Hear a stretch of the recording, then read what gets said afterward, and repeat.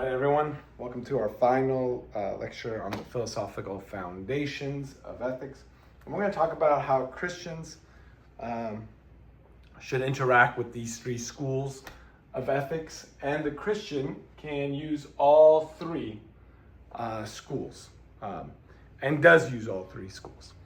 So you naturally, if you're a Christian, you naturally use all three schools. Or we can say it like this.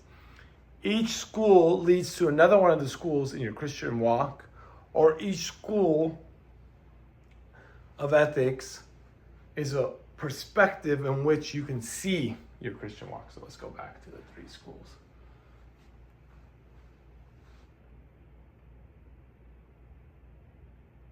So there's deontological, teleological, existential.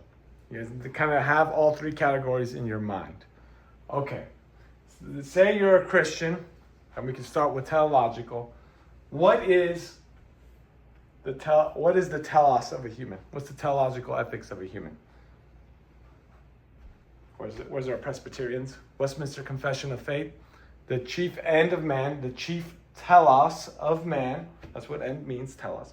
The chief end of man is to glorify God and enjoy Him forever. Your goal is to glorify God. That's your telos. So now you have a teleological system with the goal of glorifying God. That teleological goal leads you to deontological ethics, so certain duties that you must do. Namely, you got to do everything God tells you to do. Because your aim is to glorify Him. You got to do everything God tells you. The ontological ethical system arises in the form of the Ten Commandments. You can't, no matter what your desires are, you cannot murder a person. Why? It's your duty never to murder someone. Because your goal is to glorify God.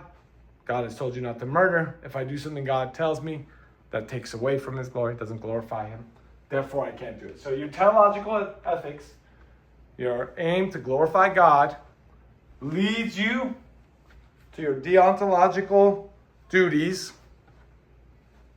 Those deontological duties, in turn, form who you are. You are the kind of person that doesn't murder. That's your identity. You're the kind of person that doesn't steal. That's your identity, right? But you can do it any of the three ways. You can start here. You can start with existentialism, right? You can say, what is the essence of a human? What makes a human a human? You can say, a human is made in the image of God. That's my essence. Made in what if I'm made in the image of God? What fulfills me? What's my number one telos? This is what Kierkegaard was doing. What's my number one telos? Glorify God. If I'm made in the image of God, that's who I am. That's my essence. My telos, my purpose, becomes to glorify Him. Then my goal is to glorify Him. I do everything He tells me. I don't murder. I become the kind of person that never murders. You see how the triangle works. You can start in any of the three and go to the other ones. We can start with deontologicalism. You can think, what is the number one command that a human is supposed to do? The Ten Commandments. What's the first commandment? Right? Have no other gods before me. No idolatry. Can't have idolatry. What's then becomes my goal? To worship God only. I worship God only. That fulfills me. And I become a Christian. That's my identity. A sole worshiper of God. That my identity becomes Christian. I.e., I worship God only. That's who I am.